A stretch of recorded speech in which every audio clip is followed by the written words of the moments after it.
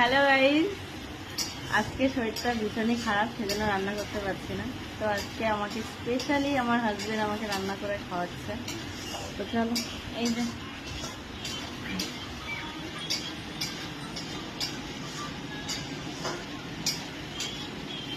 তাকাও।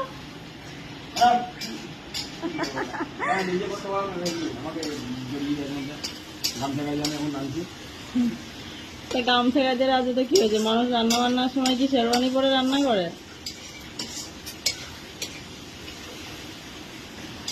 কি রান্না করছে তো দেখে, খেলাটা হচ্ছে করো। এই যে চিকেন কষা,